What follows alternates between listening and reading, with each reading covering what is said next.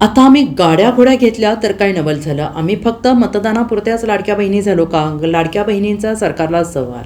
आता आम्ही गाड्या घोड्या घेतल्या तर काय नवल झालं. आम्ही फक्त मतदानापुरत्याच लाडक्या बहिणी झालो होतो का, असा संतप्त सवाल जालन्यातील लाडक्या बहिणींनी सरकारला विचारलेला आहे.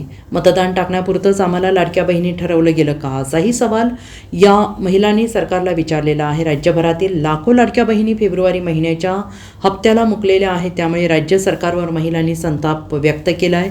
केवळ गाड्या घोड्या आमच्या लेकांनी सुनानी घेतल्या, त्यामुळे त्या आमच्या काय कामाच्या आहेत. आमच्याकडे पैसे नाहीत. आम्ही आत्ता आणला पैसा आणायचा कुठून, असाही सवाल महिलांनी सरकारला केलेला आहे. लाडक्या बहिणीचा फक्त मतदान होईपर्यंतच वापर केलेला आहे आणि आता पूर्णपणे खात्यात पैसे येणं बंद केलेले आहे.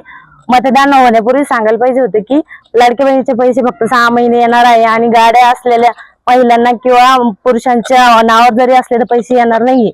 अगोदर सांगितलं असत महिलांना मतदान केलंच नसतं ना. पूर्णपणे फसवणूक केलेली महिलांची. सरकारनं आमचं मत घ्यायपुरती आम्हाला लाडक्या बहिणी ठरविल्या आणि आता पैसे पाठवाना काय नाही, इतक्या पुरतच नाही. आम्हाला म्हणलं लाडक्या बहिणी आता कुठे गेल्या, पैसे पाठवाना काही करेना. मग आता गाड्या घोड्या घेतल्या तर काय नवल झालं. सगळ्याला पैसे पाहिजे. लेका बाळांना दवाखान्याला यायला पैसे नाही द्यायचे, कुठे जावा मागायला, कोणाला मागायला जावा. मग तुम्ही पाठवायलाच पाहिजे ना पैसे. का नुसतं आमचे मतदान टाकू तर आमच्याकडून टाकून घेतले, लाडक्या बहिणी ठरविल्या. आता लाडक्या बहिणीने तर कुठून लाडक्या बहिणी आता उपाशी मारा का.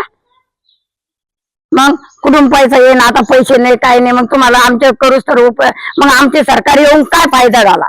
काहीतरी उपयोग व्हायला पाहिजे ना लाडक्या बहिणीचा. या महायुतीच्या सरकारने, भाजपच्या सरकारने, जसं शिंदे, फडणवीस आणि अजितदादा या सरकारने फक्त महिलांचे मत खाण्यापुरते लाडक्या बहिणीची योजना आणली आणि आता ती पूर्णपणे बंद पाडली. फक्त मतदान विकत घेण्यासाठी महिलांच्या खात्यावर पैसे टाकले आणि आता मतदान निवडून आले, त्यांनी ती पगार बंद केली. त्यांनी मध्यंतरी सांगितलं आम्ही लाडक्या बहिणीला 1 वर्षाला 3 टाक्या पाठवू, त्या टाक्या पण नाही पाठवल्या. नंतर म्हणे 2100 पाठवू, त्या पण नाही पाठवल्या. आता तर लाडक्या बहिणीचे जे बसचं तिकीट, बसचं पास आहे, जे बस फ्री होती ती पण बंद करून टाकली.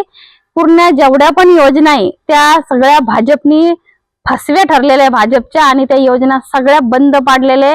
कमीत कमी मी म्हणते 18 लाखापेक्षा जास्त महिलांचे नाव वगळण्यात आलेले आहेत.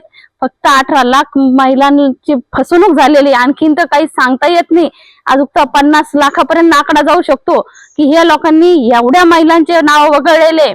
हे फक्त मतदान खाण्यासाठी विधानसभे पुरतेच त्यांनी लाडक्या बहिणीच्या खात्यात पैसे टाकले आणि त्यांचं मत विकत घेतलं आणि आता त्यांना गाजर दाखवलेत की माझ्या लाडक्या बहिणी फक्त माझ्या मतदानापुरत्या होत्या. आता माझ्या लाडक्या बहिणीशी माझं काही काम नाहीये. Bureau report, SBN Marathi.